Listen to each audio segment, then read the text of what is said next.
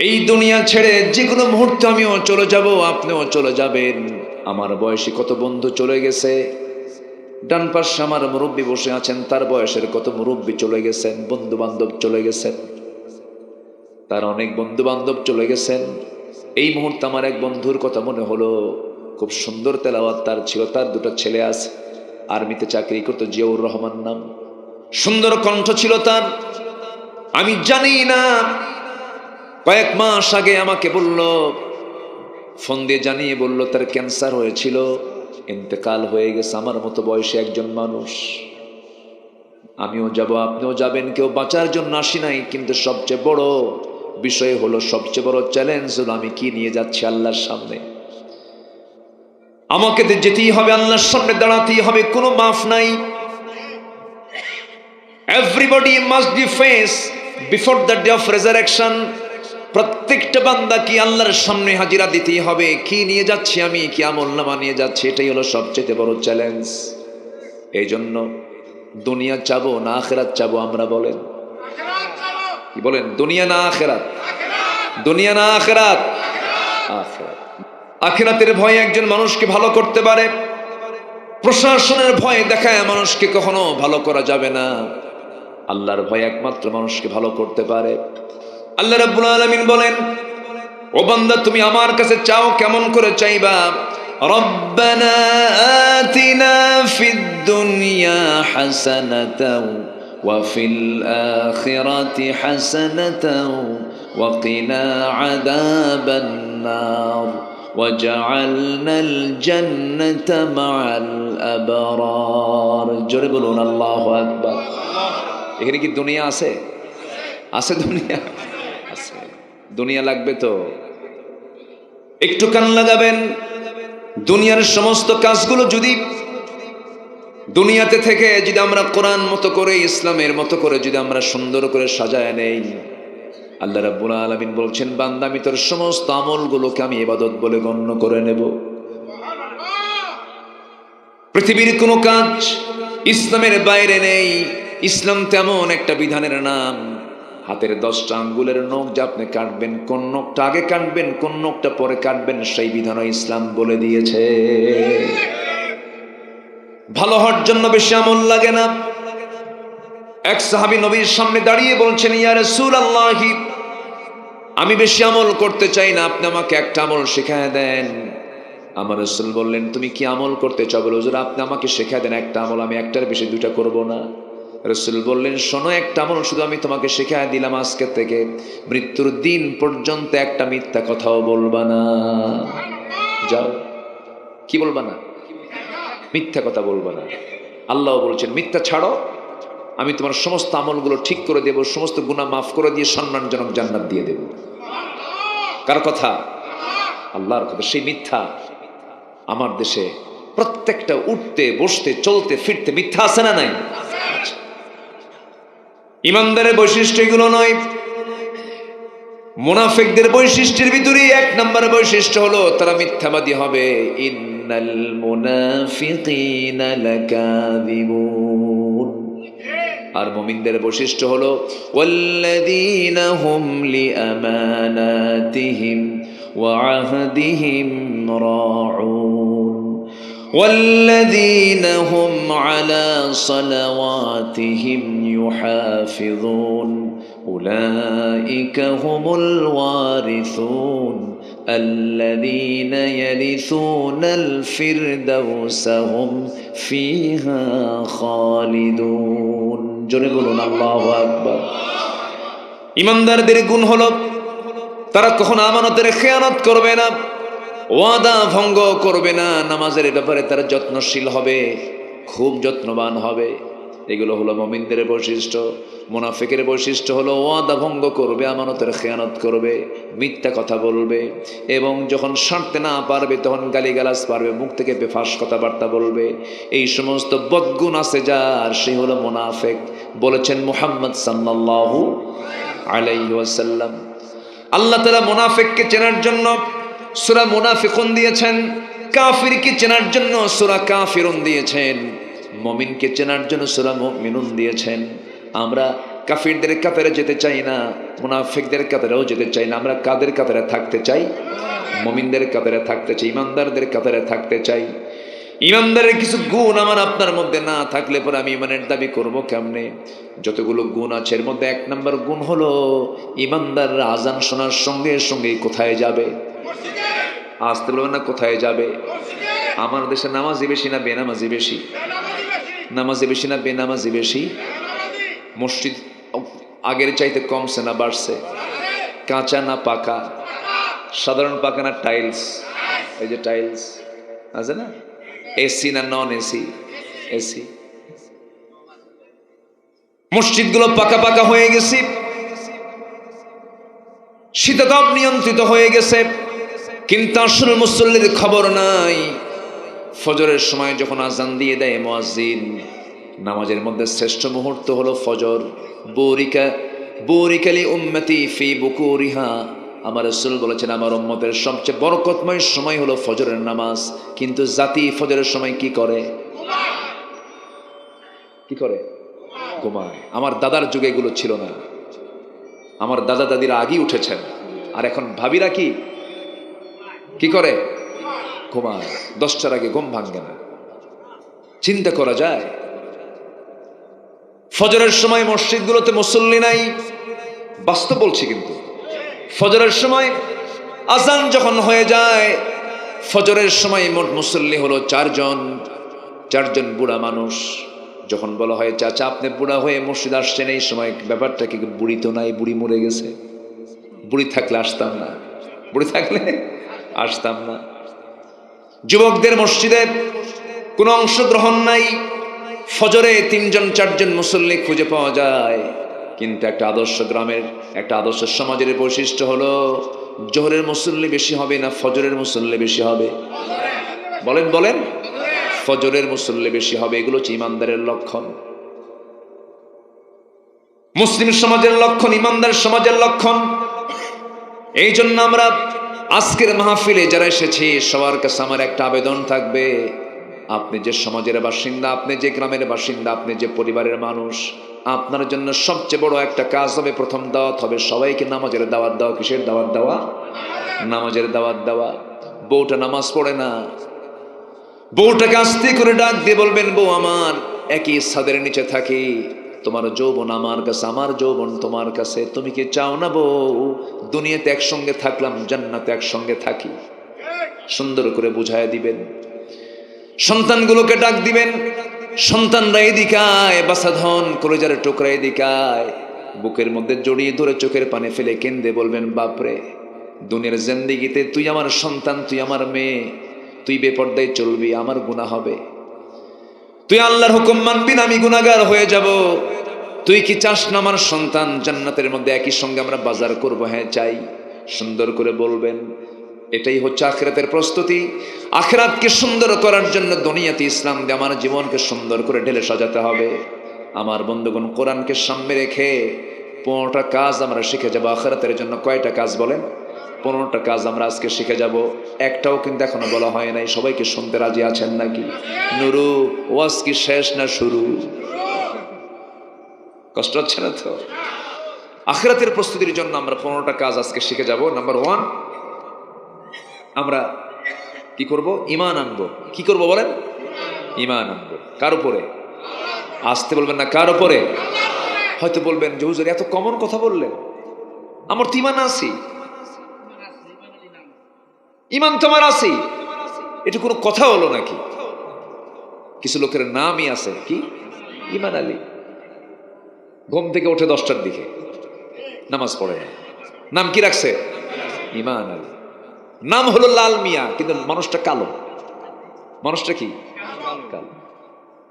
নাম হলো রমজান আলী, রমজান মাসে দুপুর বেলা ভাত খায়। নাম হলো বাদশা মিয়া, ভিক্ষা করে বেড়ায়। আছে না নাই বলেন? নাম হলো আতর আলী, পকেটে গাজার গন্ধ। নাম হলো হিম্মত আলী, সাইকেলের চাকা বাস হলে শীত হয়ে পড়ে। নাম হলো খোকা মিয়া, বয়স হলো 85 বছর, এখনো খোকায় আছে। নাম দিয়ে কোনো কাম হবে না, বংশ দিয়েও কোনো কাম হবে না। বংশ দিয়ে যদি কাম হতো, আমার নবীর বংশের আবু জেহেলও জান্নাতে যেত, আমার নবীর বংশের নবীর আত্মীয় আবু তালেবও জান্নাতে চলে যেত। বংশ দিয়ে কোনো কাজ হবে না, চেহারার সৌন্দর্য দিয়ে কোনো কাজ হবে না। একমাত্র কাজ হবে মরার পরে আল্লাহর সামনে গিয়ে কাজ হবে হলো ঈমান দিয়া। কি দিয়া?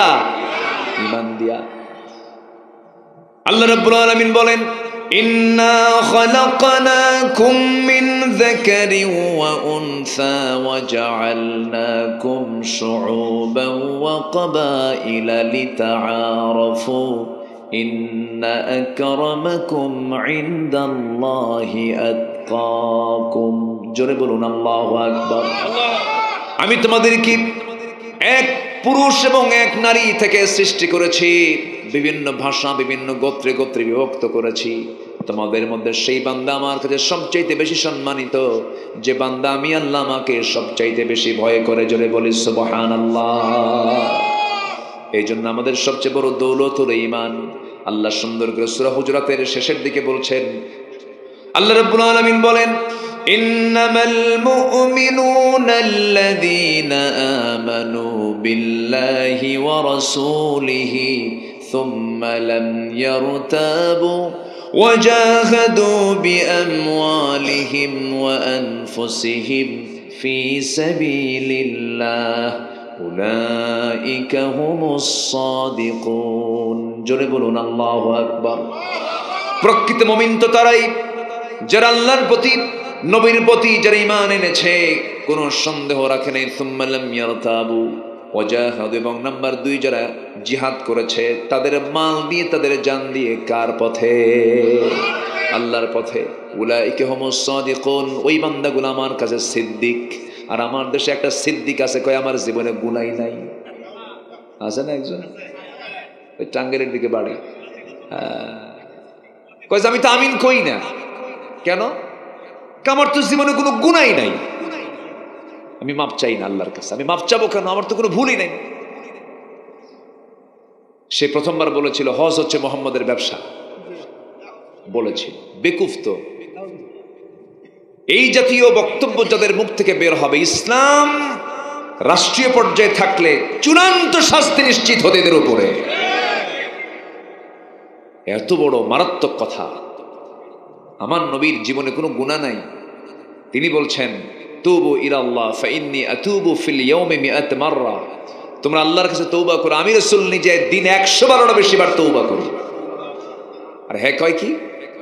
আমার কোনো পাপই নাই, আমার কোনো ভুলই নাই। জোরে কর নাউযুবিল্লাহ। আমার বন্ধুগণ, যারা জিহাদ করবে জান এবং মাল দিয়ে আল্লাহর পথে, আল্লাহ বলছেন তারাই হলো সত্যবাদী। জান দেওয়া কিন্তু সহজ নয়, মাল দেওয়া সহজ নয়। জান মাল সেই দিতে পারে যে আল্লাহকে তারা জীবনের চাইতে বেশি ভালোবাসতে পারে। জান দেওয়া কি সহজ? এই যে আমার আপনার সন্তানরা জানগুলো দিয়ে দিল জুলুম থেকে বাঁচার জন্য, কম? এই সাহসের প্রশংসা করতেই হয়। একটা জাতিকে জিম্মি দশা থেকে তারা মুক্তি দিয়েছে, কম কথা নয়। বহু সাফা মারা যায়, যত রক্ত লাগে দেব, প্রয়োজনে লোক পাঠাবো, আমি যাব না। কি ঠিক আছে না? জীবন দেওয়া তো সহজ নয়। আবু সাঈদ দুটো হাত দুই দিকে টান করে বুক সামনে পেতে রাখলো, কত গুলি চালাবি চালা, দেশের মানুষকে জুলুম থেকে বাঁচাতে চাই, জীবন দিয়ে দিল। আবার এদিকে ফতুয়া দিচ্ছে সে তো শহীদ না, তুমি কোন কসু? আমার দেশে একটা মহল আছে শুধু ফতুয়া নিয়ে পড়ে আছে না? বছর 2 আগে বলে ফেললো কিয়ামত পর্যন্ত হরতাল হারাম। কোন পর্যন্ত? কিয়ামত পর্যন্ত হরতাল হারাম। সেই গ্রুপই আবার এই যে 5 আগস্টের পর যখন নতুন ক্যাবিনেট উপদেষ্টা মন্ডলী যখন শপথ নিল, তার এক উপদেষ্টাকে তারা দাওয়াত দিয়ে বলে যে খুব ভালো কাজ হয়েছে, বলল কিয়ামত পর্যন্ত হরতাল হারাম। উপদেষ্টাকে দাওয়াত দিয়ে তাকে সম্বর্ধনা দিল। এগুলো ইমানদারের চরিত্র নয়, এগুলো মুনাফিকদের চরিত্র। আমরা ইমান আনতে রাজি আছি তো নাকি? আমার ঈমান এনেছি তো, বলি আলহামদুলিল্লাহ। জিহাদের হুকুম দিয়েছেন কে? আসতে বলবেন না, কে জিহাদের হুকুম দিয়েছেন? আল্লাহ দিয়েছেন, রাসূল ডাক দিয়েছেন। ডাক দিতে দেরি হয়েছে, যেতে দেরি হয়নি। বদর যুদ্ধের দিন রাসূল বলছেন, তোমরা কি জানো আজকের যুদ্ধে তোমার আব্বা আসবে, তোমার চাচা আসবে, তোমার ভাই আসবে, তোমার নিজের ছেলে আসবে, পারবে কি তাদের বিরুদ্ধে অস্ত্র উঁচু করতে? চিন্তা করুন, এটা কম বিষয় না। কিন্তু আবু বকর, তোমার ছেলে আসতেছে। ও সাহাবীরা, তোমরা কি পারবে তোমাদের আত্মীয় স্বজনদের সঙ্গে, একই গোত্রের সঙ্গে যুদ্ধ করতে পারবে? সাহাবীরা হাত উঁচু করে বলেন, লাব্বাইক ইয়া রাসূলুল্লাহ, অবশ্যই আমরা মোকাবেলা করব বাতিলের। আল্লাহু আকবার বলেন। কুল ইন কানা আবাউকুম, একটা আয়াত আছে না সূরা তাওবার 24 নম্বর আয়াত। পিতার চাইতে, সন্তানের চাইতে, গোত্রের চাইতে, সকল কিছুর চাইতে বেশি মোহাব্বত থাকতে হবে কার উপরে? নাম্বার 2, মুহাম্মদ সাল্লাল্লাহু আলাইহি ওয়াসাল্লাম। আমার বন্ধুগণ, আমার নবীজি সবেমাত্র মক্কা ছেড়ে তিনি মদিনায় চলে আসলেন। রাতের আধারে আমার নবীজি বেড়ানোর জন্য আসেন নাই, মদিনায় তিনি সফর করেছেন নয়, তিনি মদিনায় হিজরত করেছেন। মামার বাড়ি বেড়ানোর জন্য তিনি আসেন নাই। নবীজি মক্কা যখন ছাড়তেছিলেন, নবীজির চোখের পানি দিয়ে দিয়ে গোটা গাল ভিজে যাচ্ছিল। 53টা বসন্ত তিনি পার করেছেন। 53টা বসন্ত পার করে রাতের আধারে যখন ঘর থেকে বের হচ্ছিলেন, বারবার কাবার দিকে ফিরে ফিরে তাকান আর বলেন, কাবারে, তোর সঙ্গে আমার জীবনের 53টা বছর থাকার বড় শখ ছিল, কিন্তু তোর প্রতিবেশীরা আমাকে থাকতে দিচ্ছে না রে। আবু জেহেল আমাকে বের করে দিতে চায়, আমাকে হত্যা করতে চায়। আমার নবীজি বের হয়ে আসলেন, মদিনার দিকে রওনা দিলেন। শত্রুতা বন্ধ হলো না, রাস্তার মধ্যেও তারা আক্রমণ করলো। রসুলকে মেরে ফেলার জন্য বারবার চেষ্টা করলো। জাবেলে সূরে গিয়ে আমার রসুল আশ্রয় নিলেন। মদিনা হলো উত্তর দিক, রসুল গেছেন দক্ষিণ দিকে। আহা, জাবেলে সূরে গিয়ে আশ্রয় নিয়েছেন। ওই পায়ে হেঁটে হেঁটে দুর্গম বিশাল একটা পাহাড়ের উঁচাই তিনি চলে গেলেন। নিচ থেকে পিঁপড়ার মতো মানুষ দেখা যায়। এত বড় একটা উঁচু পাহাড়ের চূড়ায় গিয়ে ওই গর্তের মধ্যে একটা দিন, 2টা দিন নয়, 3টা দিন 3টা রাত সেই গর্তের মধ্যে থাকলেন। খাবার নাই, বালিশ নাই, চাদর নাই, কাঁথা নাই। আমার নবীজি তার বন্ধু, সারা জীবনের বন্ধু, বাল্যকালের বন্ধু, 3 বছরের ছোট আবু বকর সিদ্দিক রাদিয়াল্লাহু আনহুকে সঙ্গে করে নিয়ে রওনা দিয়েছেন। ওখানে গিয়ে আশ্রয় নিলেন। তার একটা মেয়ে ছিল জাতুন নিতাকাইন, আসমা রাদিয়াল্লাহু তাআলা আনহা। সে আসমাকে জাতুন নিতাকাইন বলা হয়। খাবার টিফিন ক্যারিয়ার করে ওই পাহাড়ের দুর্গম জায়গায় গিয়ে খাবারগুলো পৌঁছায় দিয়ে আসতেন। আমার নবীজি 3টা দিন 3টা রাত সেই জায়গায় থাকলেন। শত্রুরা তার ওই গুহার মুখ পর্যন্ত চলে গিয়েছিল, কিন্তু রাসূল আল্লাহ তাআলা তাদেরকে হেফাজত করেছেন, কারণ ইমানদারের পক্ষে তিনি আছেন যিনি কে। আমার নবীজি সেই জায়গা থেকে মদিনার উদ্দেশ্যে রওনা করলেন। মদিনায় চলে গেলেন। 1 বছর গেল না। আবু জেহেল প্রচন্ড ক্রোধান্বিত, রাগান্বিত হয়ে আছে। 1000 সৈন্যের সমাবেশ ঘটায়া অস্ত্রে শস্ত্রে সজ্জিত হয়ে ঘোড়ার পিঠে চড়ে আবু জেহেল করলো কি, লোহিত সাগর ঘেসে ঘেসে মক্কা থেকে রওনা দিয়া মদিনা পর্যন্ত চলে আসছে। মদিনার কাছাকাছি 80 মাইল দূরে বদর নামক প্রান্তর পর্যন্ত যখন চলে আসছে, নবীর কানে সংবাদ চলে গেছে আমার নবীজি সবেমাত্র তিনি মদিনায় ছোট্ট একটা নগর রাষ্ট্র গড়ে তুলেছেন। আমার নবীজির সাহাবীরা না খেয়ে আছেন।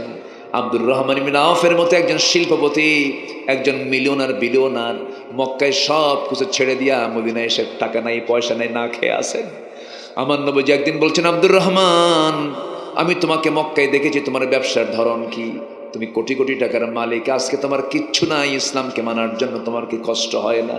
আব্দুর রহমান বলতেছেন, হুজুর, দুনিয়ার সম্পদ আমি মাহরুম হয়েছি, আমি আপনাকে এবং আল্লাহকে পেয়েছি।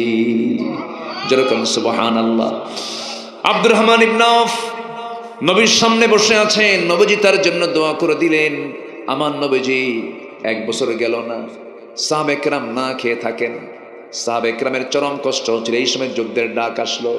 যুদ্ধের ডাক যখন চলে আসলো, আমার নবীজি বলছেন, সাহাবীরা, রমজানের রোজাটাও আমরা রাখছি, 16টা রোজা রাখলাম, কালকেই যুদ্ধের ময়দানে যেতে হবে। সাহাবীরা তোমরা যুদ্ধে যেতে পারবে নাকি? সাহাবীরা বলছেন হুজুর যুদ্ধ তো যাবই, রোজা রেখেও যুদ্ধ করব, আমরা রোজাও রাখবো, যুদ্ধ করব। আল্লাহু আকবার বলেন।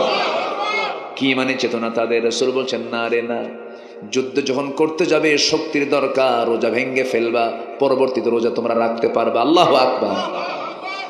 আমার নবীজি সাহাবায়ে কেরামকে প্রস্তুত করে ফেললেন।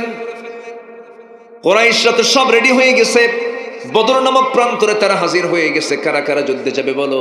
নামের তালিকা করা হচ্ছে। ঘোড়া নাই, তরবারি নাই। আমার নবীজি কিছু কিছু সাহাবীর হাতে খেজুরের ডাল দিয়ে দিলেন। আহা, আমার নবীজির হাতে তেমন অস্ত্র ছিল না। নবীজি বললেন সাহাবীরা আর কে কে আছো প্রস্তুতি নিয়ে আমার সামনে দাঁড়াও। ছোট্ট দুইটা বাচ্চা, মদিনার আফরার দুটো ছেলে মুআজ এবং মুআজ, এই দুইজন নবীর সামনে দাঁড়িয়ে বলছেন ইয়া রাসূলুল্লাহি, যুদ্ধের নাকি সংকট হয়েছে, অনুমতি যদি দেন আমরা দুজন মিলে আপনার সঙ্গে যুদ্ধে যেতে চাই। নবীজি বললেন না রে না, ফিটনেস নাই, বয়স নাই, তরবারি ধরার মতো হাতে সেই বাহুবল নাই, কেমন করে পারমিশন দেব? বড়জন বলে ইয়া রাসূলুল্লাহ, ও তো আমার চাইতে ছোট আছে, আমি ওর চাইতে একটু বড় আছে, আপনি আমাকে পারমিশন দিতে পারেন। ছোটজন বলে হুজুর ও আমার চাইতে লম্বা হতে পারে, ও যদি পারমিশন পায় আমি ডাবল পারমিশন পাবো কেন? ও শুধু লম্বা, গোটা গায়ের শক্তিটা আমার বেশি। আমার নবীজি মুস্কি হাসি মেরে দারুণ খুশি হয়ে বলেন তাহলে কেমন করে বুঝবো শক্তি কার বেশি? হুজুর মারামারি লাগায় দেন। কুস্তি লেগে গেছে।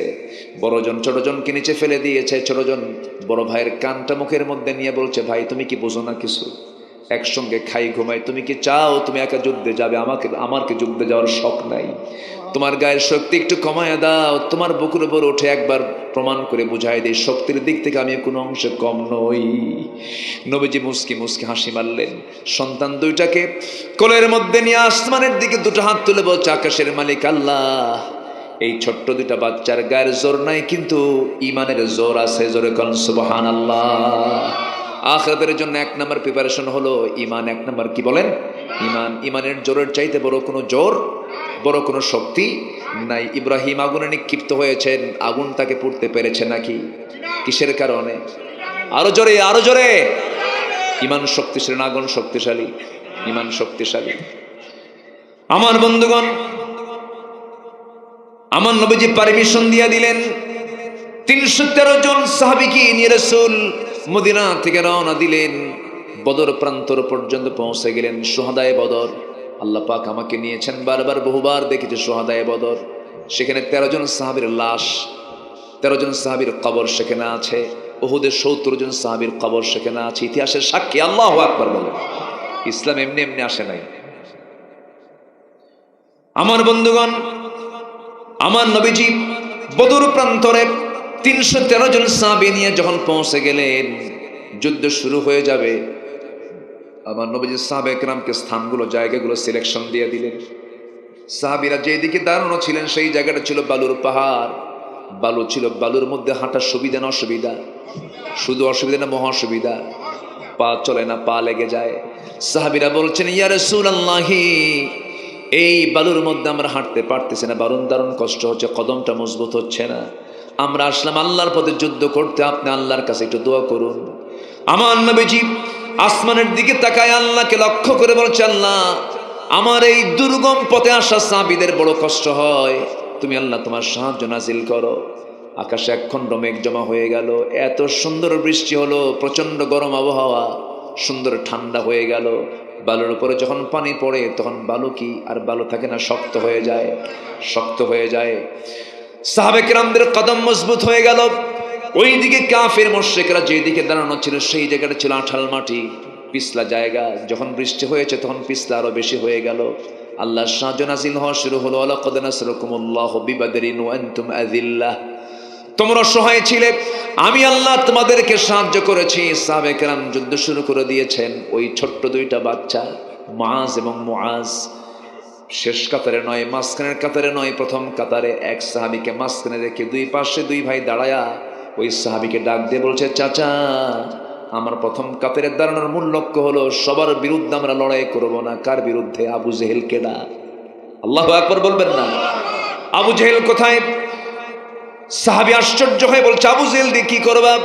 ছোট্ট দুইটা বাচ্চা বলতেছে, আমরা শুনেছি আবু জেহেল নাকি রাসূলকে সবচাইতে বেশি কষ্ট দিয়েছে, আমাদের প্রাণের চেয়ে প্রিয় রাসূলকে যে বেশি কষ্ট দিয়েছে, আজকে তার আমরা জানে বাঁচাবো না, শেষ করে দেব, একটু চেনায় দাও তো।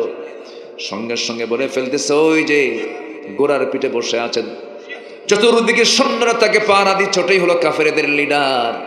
বলতে দেরি হয়েছে, যেতে দেরি হয় না, সিংহের মতো গর্জন দিয়া বাজ পাখির মতো উড়ন্ত হয়ে ছোট্ট দুইটা বাচ্চা, 11 বছরের 13 বছরের ছোট্ট বাচ্চা, নাবালক বাচ্চা, আবু জেহেলকে টার্গেট করে রওনা দিয়েছে, ছোট্ট তরবারি হাতের মধ্যে। কাফেররা টের পায় নাই এটা কোন গ্রুপের সদস্য ঢুকে গেছে, তাদের মধ্যে ছোট মানুষ কেউ টের পায় নাই। আবু জেহেল ঘোড়ার পিঠে বসে আছে, দুই দিকে দুই পা ছেড়ে দিয়া, মাঝ দুই পাশে তারা পজিশন নিয়ে দাঁড়ায় গেছে। আল্লাহু আকবার আওয়াজ দিয়া দুইজন সজোরে আবু জেহেলের দুই পায়ে যখন আঘাত করেছে, আবু জেহেল ওই যে ঘোড়ার পিঠ থেকে জমিনে ধরাশয়ী হয়ে পড়ে গেছে। কোমর সোজা করে আবু জেহেল আর কোনোদিন দাঁড়াতে পারে নাই। কিন্তু কাফের মুশরিকরা বড় ভাই মুআজকে ধরে ফেলে দিল। পিছন দিক থেকে একজন এসে তার ডান হাতে তরবারির একটা আঘাত মেরে দিল, ডান হাতে থাকা তরবারি ছিটকে গিয়ে পড়ে গেল। বাম হাতে তরবারি নাই, তরবারি পড়ে গেছে। দৌড় মেরে গিয়ে বাম হাতে তরবারি উঠায় নিয়েছেন বড় ভাই। তরবারি দিয়ে যুদ্ধ চালাচ্ছিলেন, কিন্তু ডান হাতটা চামড়ার সঙ্গে ঝুলতেছিল। বাম হাতে যুদ্ধ করে ডান হাতটা চামড়ার সঙ্গে ঝোলে, বাম হাতে সে ধাক্কা খায়, ডিস্টার্ব হয় মনে করে। চট করে ওই যুদ্ধ চালানোর মাঝে ডান হাতটা বাম পার নিচে রেখে এত জোরে টান মারলেন, হাতটা ছিটকে পড়ে গেছে। বাম হাতে যুদ্ধ চালালেন, আরেকজন কাফের এসে বাম হাতে তরবারির আঘাত মেরে দিয়েছে, বাম হাতটা ছিটকে পড়ে গেল। যুদ্ধ করবে কেমনে, তরবারি ঝনঝন করে পড়ে গেল। একজন কাফের এসে মস্তক আঘাত করলো, গর্দান আঘাত করলো, মস্তকটা ছিটকে পড়ে গেল। বড় ভাই মুআজ দুনিয়া থেকে বিদায় হয়ে দুনিয়াবাসীকে জানায় দিল, দুনিয়ার মুসলমানরা জেনে রেখে দিও, আল্লাহর জমিনে দিন কায়েমের জন্য এমন করে আল্লাহর পথে জীবন দিতে হয়। জোরে কান সুবহানাল্লাহ। وجاهدوا بأموالهم وأنفسهم في سبيل الله أولئك هم الصادقون। জেনে রেখে দিও, সত্যবাদী হলো তারা যারা জিহাদ করে জানমাল দিয়ে। কার পথে? আসতে বলবেন না, কার পথে? আল্লাহর পথে। আমার বন্ধুগণ, অনেক লম্বা লম্বা কথা ছিল, এক রাত পেয়েছি, একটু একটু করে বলতে হচ্ছে। 15টা বিষয় আমরা আজকে শিক্ষা নিয়ে যাবো। 1 নম্বর হচ্ছে ঈমান, নাম্বার 2 হচ্ছে জিহাদ, নাম্বার 3 হলো তাকওয়া অর্জন করা। কি অর্জন করা বলেন? তাকওয়া অর্জন করা। তাকওয়া মানে হলো ইচ্ছা যা হবে তা করা যাবে না, ইচ্ছা মনে যা চাবে তা করা যাবে না, ইচ্ছার বিরুদ্ধে আমাকে চলতে হবে। আল্লাহ যা বলতে বলেছেন তাই বলবো, আল্লাহ যা করতে বলেছেন তাই করব।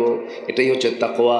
ধরুন গ্রামীণ জীবনে সবাই বুঝবেন, উদাহরণ দিলে পরে, বাঁশঝাড় চিনেন তো? বাঁশঝাড়ের মধ্যে যদি কেউ বাঁশঝাড় পার হতে নেয়, এক প্রান্ত থেকে আরেক প্রান্ত যদি যেতে চায়, বাঁশঝাড়ের মধ্যে যেতে হলে দৌড় মারা যাবে না আস্তে আস্তে যেতে হবে? দৌড় মারলে কি হবে? কষ্ট হবে, হাত কেটে যাবে, চামড়া ছিলে যাবে, চোখ ক্ষতিগ্রস্ত হতে পারে, বডি ক্ষতিগ্রস্ত হতে পারে। একটা বাঁশঝাড়ের মধ্যে যেমন কোনো বান্দা যদি নিজের শরীরটাকে সেভ রেখে যদি পার হতে চায়, আস্তে আস্তে সেই বাঁশের ডালপালাগুলো সরায় আস্তে আস্তে দেখে দেখে যেমন তার ওই বাঁশঝাড় পার হতে হয়। জাগতিক জীবনে চলতে গিয়ে বান্দার সামনে বহু হারাম সামনে হাজির হবে, মদ, জুয়া, জেনা, সুদের কারবার, এই সমস্ত বিষয়গুলো তার সামনে এসে ঘোরাফেরা করবে। ওই সময় বান্দা যদি বলে, ও আল্লাহ তোমার ভয় আমি সুদ ছেড়ে দিলাম, জেনা ছেড়ে দিলাম, মদের বোতল ছেড়ে দিলাম, হারাম ছেড়ে দিলাম, আল্লাহ বলছেন ওই সমস্ত বান্দাগুলো হলো আমার মুত্তাকি বান্দা। জোরে বলেন সুবহানাল্লাহ। আমার বন্ধুগণ, নাম্বার 4 হলো ন্যায় প্রতিষ্ঠা এবং সদাচার যার মধ্যে থাকবে, তারাই হলো আমার আখিরাতের প্রস্তুতি নেওয়া বান্দা। আল্লাহ বলছেন, ইন্নাল্লাহা ইয়া'মুরু বিল আদলি ওয়াল ইহসান ওয়া ইতা'i যিল কুরবা ওয়া ইয়ানহা আনিল ফাহশাই ওয়াল মুনকারি ওয়াল বাগি ইয়া'iদুকুম লা'আল্লাকুম তাযাক্কারুন। জোরে বলুন আল্লাহু আকবার। সূরাতুন নাহাল আয়াত নাম্বার 90। এই আয়াতটা এত গুরুত্বপূর্ণ আয়াত, গোটা কোরআনের মধ্যে সবচেয়ে ব্যাপক অর্থবোধক আয়াত হচ্ছে আয়াতটা। খুতবা আছে যেখানে আয়াতের তেলাওয়াত আছে, সেখানে জুমার খুতবায় এই আয়াতের তেলাওয়াত আছে না নাই? আছে। অনেক বড় বিস্তৃত আয়াত এটা। ন্যায় প্রতিষ্ঠা করা আখিরাতের কাজ, ব্যক্তিকে দেখে বিচার প্রশ্নবিদ্ধ করা যাবে না, ইনসাফ নষ্ট করা যাবে না, আদালত কায়েম করতে হবে। ইআদিলু হুয়া আকরাবু লিত্তাকওয়া, ইতিদাল ঠিক রাখো, এটাই হলো সবচেয়ে বড় তাকওয়ার পথ। সাইয়েদনা ওমর ফারুকের নাম সবাই শুনছেন তো, ওমরের নাম না আসলে ওয়াজ জমে না। আল্লাহু আকবার বলেন, কি জীবন তার ছিল, আল্লাহু আকবার। একটা ওমর তুমি আল্লাহ বাংলার জমিনে পাঠায় দাও, জোরে বলি আমিন। আসেন দোয়া করি নাকি? হ্যাঁ ওরে, এই তো কঠিন শ্রোতা দেখতেছি, বলি আলহামদুলিল্লাহ। বসুন। সাইয়েদনা ওমর কি ছিলেন, বলি আলহামদুলিল্লাহ। প্রচন্ড অভাব দেশে, খাদ্যের সংকট, তিনি রোজা রাখা শুরু করলেন। কি রাখা শুরু করলেন? রোজা। রোজা রাখলে তো কম খাওয়া হয়, রোজা রাখলে। সন্ধ্যার দিকে তার কিছু নাগরিক, তার দেশের কিছু নাগরিক একটা উট জব করেছে। কি জব করেছে? উট জব করে উটের দামি দুটো অংশ, কলিজার অংশটুকু আর কুচ বলে নাকি, কুচ বলে না, কুচ বলে, গর্দান বলে, গর্দানের গোশতগুলো কেটে কেটে খলিফার সামনে হাজির করেছে। সাইয়েদনা ওমর ফারুক বললেন, এটা কিসের জন্য আনছো? এটা আপনার জন্য আমরা নিয়ে এসেছি। সাইয়েদনা ওমর ফারুক বললেন, এই অংশটুকু কি আমার জনগণ পায় না কি না পায় না? যে অংশ জনগণ পায় না সে অংশ ওমর কোনোদিন মুখে নেয় না। আল্লাহু আকবার বলবেন না? তাহলে কি খাবেন আপনি বলুন, আপনি তো রোজা ছিলেন। সাইয়েদনা ওমর ফারুক বললেন, শোনো, আমার জন্য তোমরা জাইতুনের তেল দাও আর কিছু রুটি দাও। সবচেয়ে কম দামি খাবার তিনি চাইলেন, জাইতুনের তেল দিয়ে সেই তেলের মধ্যে রুটি কিছু ভিজায়া, শক্ত রুটি চাবায়া চাবায়া তিনি ইফতারটা করে নিলেন। আমার বন্ধুগণ, এগুলো হলো তাকওয়া। তাকওয়া হলো, সাইয়েদনা ওমর ফারুক রাদিয়াল্লাহু তাআলা আনহু একদিন রাষ্ট্রের পক্ষ থেকে এক বোতল মধু পেয়েছেন। সেই মধুটা একজন নয়, 5 জন মিলে এটা 5টা পরিবার এটা সমান ভাগে ভাগ পাবে। তার পরিবার এবং তার ঘরের চতুর্পাশে আরো 4 পরিবার। ওমর ফারুক মধুর বোতল নিয়ে এসে বউকে বলছে, বউ এটাকে সমান 5 ভাগে ভাগ করে একটা ভাগ আমাদের থাকবে। বউয়ের হাতে বোতল দেওয়ার পরই কিছুক্ষণ পর বলছেন, আমার স্ত্রী, মন খারাপ করো না, আমি তোমাকে মধুটা ভাগ করতে দেব না, আমি অন্যজনকে ভাগ করতে দেব। বলুন তো, কোনো স্বামী যদি স্ত্রীর সঙ্গে এমন আচরণ করে, ক্যাসাল কি শেষ না শুরু? হ্যাঁ বলেন বলেন। তুমি আমারে বিশ্বাস করো না? না, তুমি আমারে মাপতে দিয়া, ভাগ করতে দিয়া আবার আমার থেকে নিয়ে নিলা, তুমি কি সংসার করবে আমার সাথে? প্রচন্ড মাইন্ড করলেন অমর পত্নী। সাইয়েদনা ওমর ফারুক রাদিয়াল্লাহু আনহু তিনি বোতলটা নিয়ে চলে গেছেন প্রতিবেশীর ঘরে। প্রতিবেশীর ঘরে ঢুকে তিনি বললেন, ও আমার প্রতিবেশী, এর মধ্যে কিছু মধু আছে, এই মধুটাকে 5 ভাগে ভাগ করে, সমান ভাগে ভাগ করে আমার অংশটা আমাকে বুঝায় দাও। তিনি তার মধুর অংশগুলো বুঝায় নিয়ে চলে আসেন বউয়ের সামনে। বউয়ের সামনে এসে বলছেন, বউ আমার, আল্লাহর কসম করে বলে, তুমি আমাকে মিথ্যা বোঝো না, ভুল বোঝো না, আমি তোমাকে সন্দেহ করে নাই, আমি যে আচরণটা তোমার সঙ্গে করলাম এর কিছু কারণ আছে। আমার বন্ধুগণ, নেতা যত বড় হোক না কেন, বউয়ের কাছে কায়দ আসতে কয়। চেয়ারম্যান বড় না চেয়ারম্যানের বউ বড়? ও, তাহলে বই দেখে সবাই ভয় করেন না? কি কথা বলবো? এত সুন্দর মানুষ, কেউ তো যাচ্ছেন না বাড়িতে। কি বাড়ি যাবেন না আপনারা? মাশাআল্লাহ, বলি আলহামদুলিল্লাহ। বইয়ের সঙ্গে গন্ডগোল হয়? হয়? লাগে? লাগে না লাগলে মহব্বত জমবে কেমনে? এটা তো লাগা দরকার, কিন্তু বেশি লাগা যাবে না আবার। কিন্তু অভিমান, একটু অনুরাগ, একটু কথা কম বলা, একটু অভিমান করা, এটা বিশ্বনবীর পরিবারও ছিল। বলি আলহামদুলিল্লাহ। সূরা তাহরীম না, লিমা তুহাররিমা মা হাল্লাল্লাহু লাক। আল্লাহু আকবার। আমার নবীজি স্ত্রীদের কি কি সুন্দর করে ম্যানেজ করতেন। আমার নবীর সামনে 4 স্ত্রী বসা। কয়জন? বসে বলতেছে, হুজুর আপনি সত্যি করে বলেন তো, আমাদের মধ্যে গন্ডগোল লাগছে, আপনি কোন স্ত্রীটাকে বেশি ভালোবাসেন বলেন তো। এই কথা কি উত্তর দেওয়া সহজ? রাসূল বললেন, তোমরা যে প্রশ্ন করছো আমার, এটা চিন্তা করে বলতে হবে, তোমাদের কর্মকাণ্ড আগে আমার হিসাব করতে হবে না। তোমরা যাও, সকালবেলা বলবো, যাও। সবগুলোকে ঘরে পাঠায় দিয়েছে। সাইয়েদনা নবিয়্যিনা মুহাম্মদ সাল্লাল্লাহু আলাইহি সাল্লাম তিনি করলেন কি, এশার পরে তিনি মোটে 8টা খেজুর নিলেন, 2টা করে ভাগ করলেন।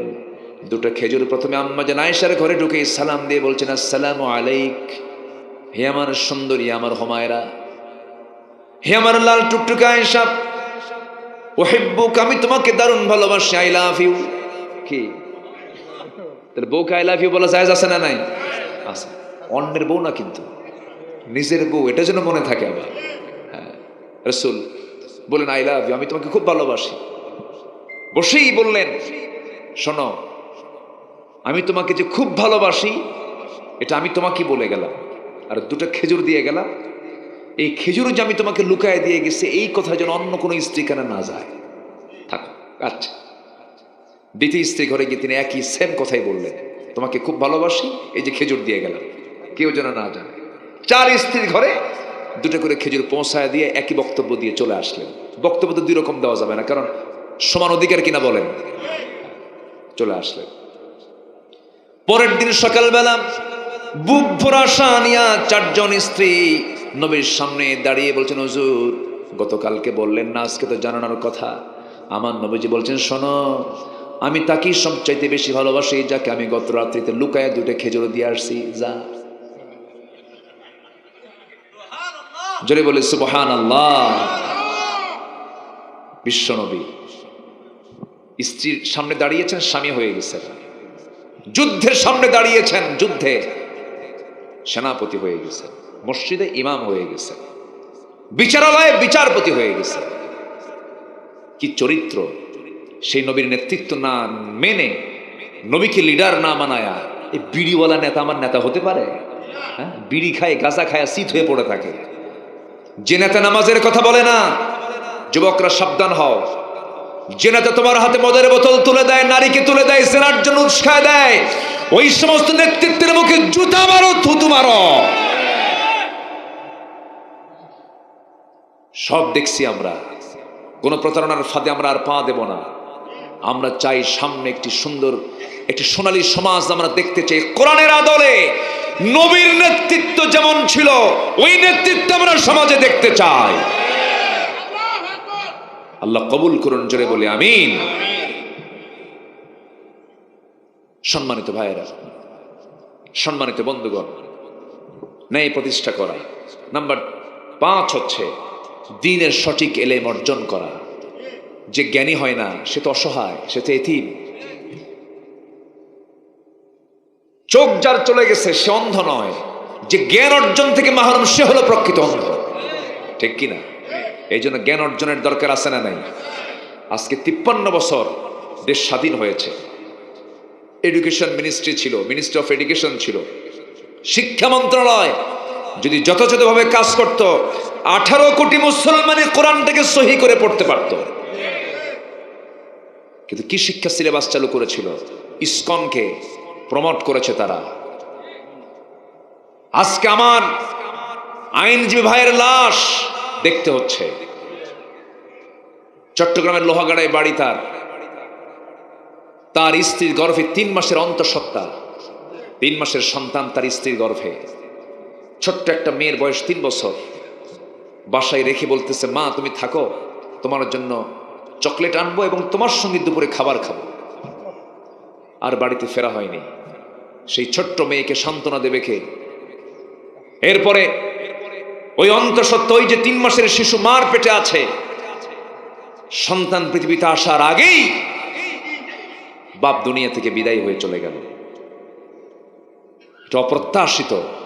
এটা আমরা এগুলো চাই নাই, এটা আমাদের এক্সপেক্ট ছিল না। কিন্তু এই শত্রুতা, এই ষড়যন্ত্র আমাদের রুখানোর, আমাদের রুখে দাঁড়ানোর দরকার আছে না নাই? বলেন তো, রুখে দেবার দরকার আছে না নাই? আচ্ছা, আমরা সজাগ থাকবো, সতর্ক থাকবো। এই জন্য সবচেয়ে বড় অস্ত্র হচ্ছে জ্ঞান। সবচেয়ে বড় অস্ত্র কি? জ্ঞান। আমরা জ্ঞানবান হব। জোরে বলি ইনশাআল্লাহ, আর জোরে বলি ইনশাআল্লাহ। আমার বন্ধুগণ, নাম্বার 6 হলো, 5টা বলে ফেলেছি। নাম্বার 6 হলো সেই সমস্ত বান্দাগুলো যারা আখিরাতের প্রস্তুতি নেবে তাদের 6 নাম্বার কাজ হলো তারা ধৈর্যশীল হবে। তারা কি হবে বলেন? ধৈর্যশীল হবে। বলুন তো ভাই, নামাজ আগে না ধৈর্য আগে? বলেন, ধৈর্যই তো আগে। কিছু মুসল্লি আছে নামাজই তো হয় না, ইমামকে খেলে লোকমা মারে। নামাজ যদি একটু লম্বা করে পিছন থেকে লোকমা দেয়, আসলে এরকম আছে না? আছে না? জুমার খুতবা দেয় ইমাম সাহেব 1:30টার দিকে, একটু 1:32 বেজে গেছে, ঘড়ি দেখার দায়িত্ব কার? যিনি খতিব তিনি তো ঘড়ি দেখবেন, তাই না? আর এখন ঘড়ি দেখে কারা? দেখের কয় হুজুর আপনার কি হুঁশ নাই? আছে কিনা? ওটা কি আদব মুসল্লি না বেয়াদব মুসল্লি? ওটা ঘড়ি দেখবেন খতিব 2-1 মিনিট বেশি হতেই পারে। মসজিদ যে কত নিরাপদ জায়গা, যদি মানুষ বুঝতো মসজিদ ছাড়তই না, এত নিরাপদ। ওমান দাখালাহু কানা আমিনা। হ্যাঁ, আল্লাহর ঘরে যারা ঢুকবে তারা নিরাপত্তা পেয়ে যাবে। আল্লাহু আকবার বলেন। যদি এটা আয়াতের ইঙ্গিত হলো কাবাকে বোঝানো হয়েছে, ওটাও আল্লাহর ঘর, এটাও কার ঘর? আল্লাহর ঘর। যার দিলটা মসজিদের সঙ্গে লটকানো থাকে, শুধু মনটা পড়ে থাকে মসজিদ, আল্লাহ তাআলা বলছেন আমি তাকে আরশ আজিমের ছায়া জায়গা দিয়ে দেব। কত দামি কথা এটা বলেছেন কে? কে বলেছেন? আল্লাহ বলে দিয়েছেন, আমি তাকে আরশ আজিমের ছায়া জায়গা দেব। এই মসজিদের সঙ্গে তোর দিলটা লটকা রাখ। সবাই কি নামাজ পড়তে রাজি আছেন? সবাই নামাজ পড়তে রাজি আছেন? কারা কারা হাত তুলে দেখেন তো দেখি, জোরে বলি আল্লাহ আমাদেরকে 5 ওয়াক্ত সালাত আদায় করার তৌফিক তুমি আল্লাহ দিয়ে দাও। জোরে বলি আমিন। আরো জোরে আমিন, আরো জোরে আমিন। হাত নামা। কষ্ট পেলেন মনে হয়? তাহলে ধৈর্যের দরকার আছে না নাই? বিয়ে আগে না ধৈর্য আগে? যার ধৈর্য নাই ওর বউ টিকবে? হ্যাঁ, ওই দেখেন কি সুন্দর একটা হাসি মারছে, দেখেন দাম। বাস্তব কথা তো। মেয়েরা কি সোজা হাড়ের না বাঁকা হাড়ের? এটা কি আমি কইলাম? বিশ্বনবী বলেছেন খুলিকাত মিন দিলাইন, মেয়েদেরকে সৃষ্টি করা হয়েছে বাঁকা হাড়ে। সোজা বানাতে যাবা ভেঙ্গে যাবে, ও বাঁকাই থাকুক, বেশি সোজা করতে যায় না। রাসূল মানা করে দিয়েছেন। আল্লাহ তাআলা তাদেরকে বাঁকা হাড়ে সৃষ্টি করেছেন। এখন আপনি বাঁকা নিয়ে বসে আছেন, বেশি সোজা করতে গেলে তো বেকায়দা। ও যদি বলে এটা হ্যাঁ ঠিক আছে, এটা ধৈর্য ধরবে। বেশি ধৈর্য ধরবে কে বলেন? স্ত্রী না স্বামী? অনেকে চুপ করে হুজুর আমি কিচ্ছু করবো না। বলেন ধৈর্য ধরবে কে? স্বামী। পুরুষকে ধৈর্য ধরতে হবে। আল্লাহ তাআলা পুরুষের জ্ঞান দিয়েছেন নারীর চাইতে কম না বেশি? সাক্ষীর দরকার, ছেলে 1জন, মেয়ে কয়জন লাগবে? 2জন। এটা সিলেক্ট করে দিয়েছেন কে? দোষ কার? আল্লাহ। আল্লাহর দোষ? ফয়সালা কার?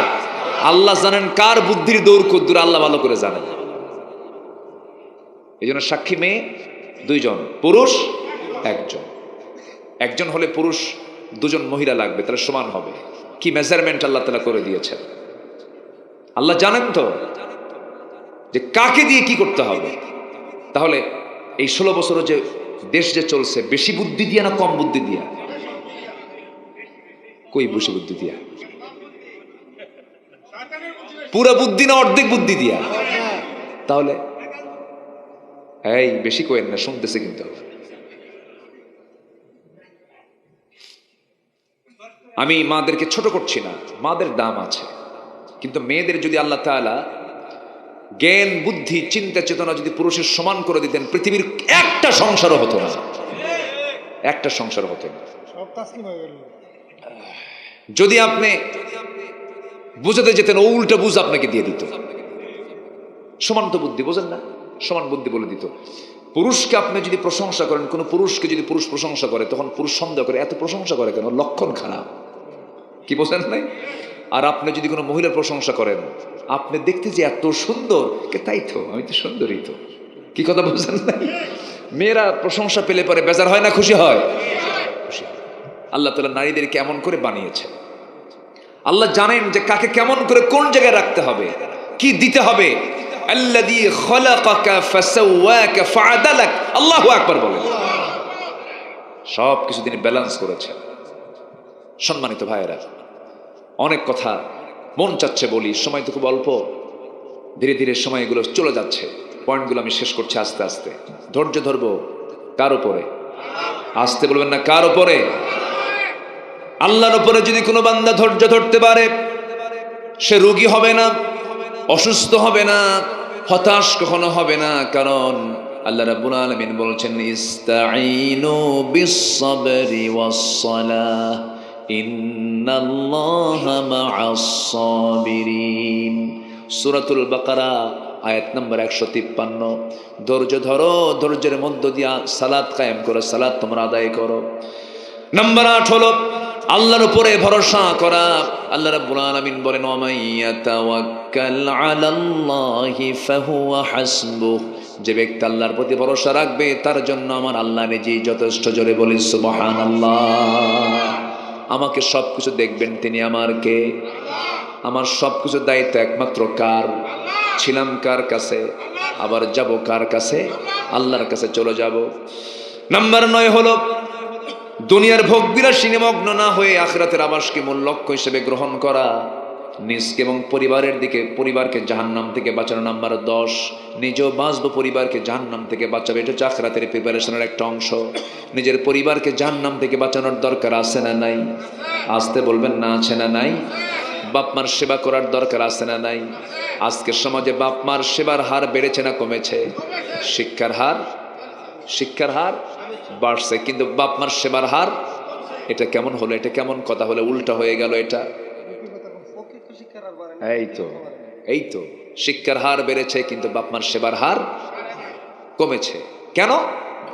শিক্ষা ঠিকই নিয়েছে। এই গাজীপুরে বৃদ্ধাশ্রম আছে না নাই বলেন?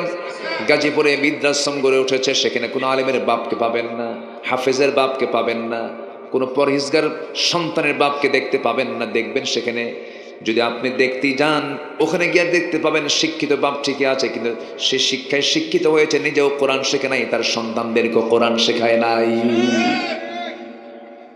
মা যে কত বড় দামি জিনিস, বাবা যে কত বড় দামি সম্পদ, একমাত্র সেই জ্ঞান কোরআন থেকে হাসিল না করা পর্যন্ত কোন সন্তান কখনো বাপ মার আনুগত্য করতে পারে না, শিখবে না কখনো।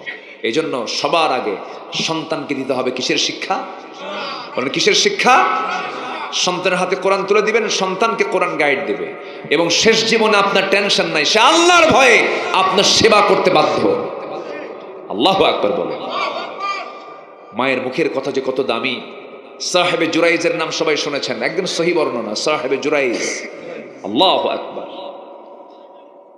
তার মা একজন তার ছেলে একজন বড় আল্লাহওয়ালা ছিলেন, নামাজে দাঁড়িয়েছেন। মা এসে তাকে 2-3 বার ডাক দিছে। সেই ডাক যখন দিয়েছে সেই সময় তিনি নামাজে ছিলেন, ভাবলেন নামাজ পড়তেছি, সে ডাকটা শুনি কেমন।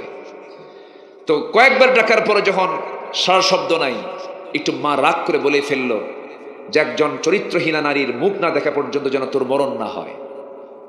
এই কথাটা মার মুখ থেকে বের হয়ে গেছে। মার মুখ হচ্ছে আইন। মার মুখ কি বলেন তো? মার মুখ থেকে এমন কথা বের করাবেন না যে কথা বললে পরে আপনার জীবনের বড় ক্ষতি হয়ে যাবে। এটা মারাত্মক ব্যাপার। কিন্তু এই হাদিসটা আমি যখন পড়ি খুব ভাবি, আমি মার সামনে চুল পরিমাণ কোনো বেয়াদবি করা যাবে না। মার মুখটা হচ্ছে আইনের মতো, অর্থাৎ আইনের চেয়ারে বসে একটা বিচারপতি যদি একটা ফাঁসির আসামিকে যদি বলে ফেলে আমি তাকে মুক্ত করে দিলাম, কিচ্ছু করার নাই, ঠিক তেমনি আমার মা তার আসন থেকে সন্তানের জন্য যা বলে তাই কবুল হয়ে যায় আমার আল্লাহর আদালতে। আল্লাহু আকবার বলে। এই কথা যখন বলে ফেলছে আল্লাহর দরবারে মঞ্জুর হয়ে গেছে।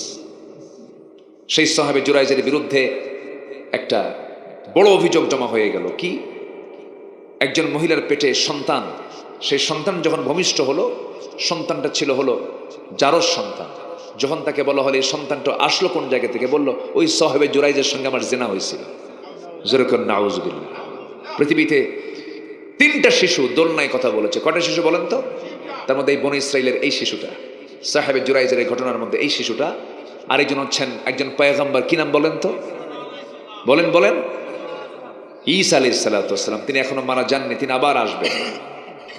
যার পিতা ছিল না তিনি কে বলেন? যার পিতা ছিল না বলেন ঈসা আলাইহিস সালাতু ওয়াস সালাম। ঈসা ইবনে মারইয়াম, আল্লাহ তাআলা মারইয়ামকে এখানে সংযুক্ত করেছেন এই জন্য যে যেহেতু তার পিতা নাই, মার পরিচয় তাকে পরিচিত হতে হচ্ছে। এই জন্য আল্লাহ তাআলা গোটা কোরআনে শুধু একজন মহিলার নাম উচ্চারণ করেছেন। তিনি কে? মারিয়াম। মারিয়াম স্যার একটা মহিলার নাম আপনি খুঁজে পাবেন না, সরাসরি নাম নাই। আল্লাহ তাআলা এত সম্মান এই পরিবারকে দিয়েছেন। ইন্নাল্লাহ আস্তাফা আদম ওয়া নূহা ওয়া আলা ইব্রাহিম ওয়া আলা ইমরান আলাল আলামিন। মারিয়ামের নাম তো আছেই, তার বাপের নামটাও আছে, ছেলের নামটাও আছে। আল্লাহু আকবার বলেন। বাবার নাম আলী ইমরান, নিজের নাম মারিয়াম, ছেলের নাম ঈসা। মানে বাবা, নিজে, ছেলে সবই আছে। আল্লাহু আকবার বলেন। আবার তার খালু আছে জাকারিয়া। আল্লাহু আকবার, কি পরিবার! তো কি যেন বলতেছিলাম? ও হ্যাঁ, সাহেবে জুরাইজ। জি, আল্লাহু আকবার। আপনি না থাকলে তো আজকে ওয়াজ করাই কঠিন হয়ে যেত। সাহেবে জুরাইজ শেষ পর্যন্ত অভিযোগ দিল সে জেনাকার। সব তো চলে আসছে ভাঙচুর করার জন্য। এটা আমার কারে কারে সম্মান করলাম আমরা এতদিন। এক পর্যায়ে চরম প্রতিরোধের মুখে তিনি পড়ে গেলেন। শেষ পর্যন্ত তিনি বলে ফেললেন, শোনো মহিলা, যে সন্তান তোমার গর্ভ থেকে পৃথিবীতে এসেছে সেই মহিলাকে আমার সেই বাচ্চাটাকে আমার সামনে ডেকে আনো, নিয়ে আসো। যখন নিয়ে আসা হলো, সন্তানকে লক্ষ্য করে যখন বলা হলো, সন্তান তোমার নিজের পরিচয়টা দাও, তুমি কার সন্তান? সেই সময় আল্লাহ ওই সন্তানটার জবান খুলে দিয়েছেন। সন্তান বলছে, আমি অমুক রাখালের ছেলে। আমার ভাইয়েরা, কিন্তু এই যে মাঝখান থেকে এত বড় ঘটনা ঘটে গেছে, কার বদদোয়া? বলেন, কার বদদোয়া? মায়ের বদদোয়া। এই জন্য মার মুখ থেকে কোনো কথা বের করাবেন না। বলছে মার মুখ থেকে যদি কোনো কথা বের করাতে চান, সেটা হবে সুন্দর কথা। কি কথা? সুন্দর কথা যেন বের হয়। নাটোরে গত বছর একটা মাহফিল ছিল। এক মুরব্বী আমার হাতে একটা চিঠি লিখেছেন, মহিলা মানুষ, 72 বছর বয়স, ভাঙ্গা ভাঙ্গা লেখা লিখেছেন, হুজুর আমার সালাম নেবেন, আমার 3টা ছেলে, একটা মেয়ে। মেয়েটাকে বিয়ে দিয়েছি, 3টা ছেলে, তারাও বিয়ে করেছে। আমার ঘরটা মাঝখানে, চতুর্পাশ আমার ছেলেদের ঘর, তারা বিয়ে শাদী করেছে, বাচ্চা কাচ্চাও হয়ে গেছে। এই 72 বছর বয়স আমি একা রান্না করি, হাঁড়িতে রান্না করি। আমার 3টা সন্তান চতুর্পাশে থাকে, তাদের রান্না করার গন্ধ, তাদের হাঁড়ির রান্নার গন্ধটা আমার নাকে স্পর্শ করে। হুজুর আপনি আমার জন্য দোয়া করবেন, বুড়ো বয়সে রান্না বান্না করছি, আল্লাহ যেন সন্তানদের দিলটা নরম করে দেয়। এমন পরিবার বুঝি কালীগঞ্জে নাই? আছে কি না? 3টা সন্তান, 3 ঘরে রান্না বান্না করছে। 3 ঘরের রান্না এক মার কপালে জুটতেছে না। অথচ ওই সন্তান 3টা যখন ছোট ছিল, 3 সন্তানের রান্না হয়েছে এক হাঁড়িতে। ঠিক কিনা বলেন? মা খাওয়ায় দিয়েছেন। আহারে, বড় আফসোস, এগুলো করা যাবে না। সন্তান যাদের মা আছে পৃথিবীতে বেঁচে, ইনদাকাল কিবারা আহাদুহুমা আও কিলাহুমা ফালা তাকুল লাহুমা উফিন। বুড়া যখন হয়ে যাবে, একজন অথবা উভয়জন, যে কোনো একজন অথবা 2জনও যদি বুড়া হয়ে যায়, ফালা তাকুল লাহুমা উফ, ওহ শব্দ করো না, কুল লাহুমা কাওলান কারীমা, সুন্দর সন্তোষজনক কথা বলো, সম্মান দিয়ে কথা বলো। মা যখন বুড়ো হয়ে যায়, শিশুর মতো হয়ে যায়। বাপ যখন বুড়া হয়ে যায়, হাড়গুলো নরম হয়ে যায়, ওজন কমে যায়, ছোট্ট মোট্ট মানুষ হয়ে যায়, মাটা ছোট শিশুর মতো হয়ে যায়। যদি পারেন ঘরের মধ্যে ঢুকে মাটাকে সুন্দর করে কোলের মধ্যে নিবেন, কপালে চুম্বন এঁকে দিবেন, গোসলটা করায় দিবেন, খাবারটা পৌঁছায় দিবেন। একটা বেদনা ভেঙ্গে টুকরো টুকরো করে একটা করে কোয়া মুখের মধ্যে দিয়ে বলবেন, মা তুমি খাও। আপনার জীবনের শ্রেষ্ঠ আচরণটা যদি মাকে উপহার দিতে পারেন, আর আপনার মার মুখ থেকে যদি ওই কথা বের হয়, আমার সন্তান আমার কলেজা ঠান্ডা করেছে, আপনার জন্য জান্নাত ওয়াজিব হয়ে যাবে। আমার বন্ধুগণ, যদিও রাওয়ায়াতটা দুর্বল, একটা কথা মনে পড়ে গেল। একদিন মুসা আল্লাহকে বলছেন, আল্লাহ আমার বড় শখ, আমি কি জান্নাত পাবো কিনা জানি না। আল্লাহ বলছেন, তুমি তো অবশ্যই জান্নাত পাবে। আচ্ছা, আমি জান্নাত পেলাম, কিন্তু একা জান্নাতে থাকবো কেমন? জান্নাতে কি আমার কোনো বন্ধু নাই? হ্যাঁ বন্ধু আছে। কে বন্ধু হবে? আর তাকে আমি দেখতে চাই। কে বন্ধু? একজন কসাই তোমার বন্ধু হবে। তিনি বলছেন, কসাইয়ের বাড়ি কোথায়? তাকে আমি দেখতে চাই। অমুক শহরে তার বাড়ি। দেখতে গেছেন, দেখতে গিয়ে দেখেন কসাই বাড়িতে নেই, তার মা বসে আছে, বৃদ্ধা মা। মার সামনে দাঁড়িয়ে বলছেন, আপনার সন্তানটা কোথায়? আমার সন্তান চলে গেছে বাজারে। কি করে? গোশত কাটে, কসাইগিরি করে, সে একজন কসাই। সঙ্গে সঙ্গে তিনি বলছেন, আপনার সন্তান তো আপনার খেদমত করে না, আপনাকে রেখে সে চলে গেছে। মার চক্ষু বড় করে মা বলতেছে, আমার সন্তানের বিরুদ্ধে কথা বলার আগে চিন্তা ভাবনা করে কথা বলবা। আমার সন্তান আমার সঙ্গে যে আচরণটা করে, আমি দিল থেকে তার প্রতি খুশি। আজকে সকালবেলা আমাকে ঘুম থেকে তুলে আমার গোসলটা করায় দিয়েছে, মাথায় তেল দিয়ে দিয়েছে, রান্না বান্না করেছে, করেছে, আমাকে সুন্দর করে খাওয়ায় দিয়েছে, ফলমূল খাওয়ায় দিয়েছে। এরপরে আমার সন্তান বলছে, মা যদি ব্যবসা না করে কেমন করে চলবা, বাজারে গেলাম গোশত কেটে আসি, তোমার জন্য আসার সময় তোমার জন্য কলিজা আনবো, কলিজাগুলো ভুনা করে তোমাকে খাওয়াবো। আমার সন্তান এমন করে দিনের পর দিন, রাতের পরে রাত আমার সঙ্গে যে খেদমতগুলো করে যাচ্ছে, আমার যে সেবা দিয়ে যাচ্ছে, আমি মাঝে মাঝে আল্লাহর কাছে দোয়া করি, আল্লাহ আমার সন্তান বড় আলেম নয়, আমার সন্তান বড় বিখ্যাত কোনো ব্যক্তি নয়, একজন সাধারণ একজন কসাই, কিন্তু আমার সন্তান আমার যে পরিমাণ খেদমত করে আমাকে সন্তুষ্ট করেছে, তোমার দরবারে দোয়া করি, আল্লাহ আমার সন্তানকে এই জামানার পয়গম্বর মুসার সঙ্গে তুমি আল্লাহ জান্নাত জুটাইয়া দিও। সুবহানাল্লাহ বলবেন না? কি মার দাম আছে? বাবার দাম মনে হয় একটু কম। দেখছেন কয় বেশি, দেখেন এবার বেশি বলতেছেন। বাবার দাম আছে না নাই? মার দাম বেশি না বাবার দাম বেশি? আর বাবার দাম কম? হ্যাঁ না, আমার বাপ আমার বড় ছোট হবো কেন? মায়ের মর্যাদা বেশি না বাবার মর্যাদা বেশি? ভালো করে কম, একটু চিন্তা ভাবনা করে কম। বাপের মর্যাদা বেশি না মায়ের মর্যাদা বেশি? বাবার মর্যাদা বেশি, মায়ের হকটা বেশি। মান আহাক্কা বিহুসনি সাহাবাতি, মায়ের অধিকার, রাইটস, অধিকারটা বেশি, কিন্তু বাবার সম্মানটা বেশি। বাপ মা নামাজ পড়বেন, নামাজ পড়াবে কে? মা না বাবা? আচ্ছা, বাড়িতে গন্ডগোল লাগছে, বিচার বসবে, সালিশ বসবে, বিচারপতির চেয়ারে বসবে কি মা না বাবা? কে দাম বেশি কার? এখন তো বাপের লাইনে চলে আসছেন সবাই। এটাই বাস্তব। হ্যাঁ, আমরা শেষ করে দেব ইনশাআল্লাহ। আসুন আমরা দোয়া করি। আমরা চাইবো কার কাছে? আরেকটু রয়েছে, কি মুশকিল। এতে এমন শ্রোতা যদি পাই তাহলে তো আমার কাম সারা। যতটুকু হয়েছে আমরা বলে ফেলি আলহামদুলিল্লাহ। জি, নাম্বার 13 হচ্ছে আল্লাহ প্রদত্ত একমাত্র সঠিক পথের অনুসরণ করতে হবে, ইহদিনাস সিরাতাল মুস্তাকিম। নাম্বার 14 হলো আনুগত্য হবে পৃথিবীতে দুজনের, এক আল্লাহ, নাম্বার 2 মুহাম্মদ সাল্লাল্লাহু আলাইহি ওয়া আতিউর রাসূল ওয়া আতিউল্লাহ ওয়া আতিউর রাসূল ওয়া উলিল আমরি মিনকুম। আল্লাহু আকবার বলেন। নাম্বার 15 হলো আল্লাহর সামনে দাঁড়ানোর যে একটা অনুভূতি, এটা হৃদয়ে লালন করো। আমি কি আল্লাহর সামনে দাঁড়াবো না? আজ থেকে দাঁড়াবো না? একদিন দাঁড়াতে হবে কিনা? এই প্রস্তুতি নিয়ে আমরা সর্বক্ষণ থাকবো। এই হচ্ছে আখিরাতের প্রস্তুতি, আমরা নেওয়ার চেষ্টা করব। আল্লাহ কবুল করুন, জোরে বলি আমিন।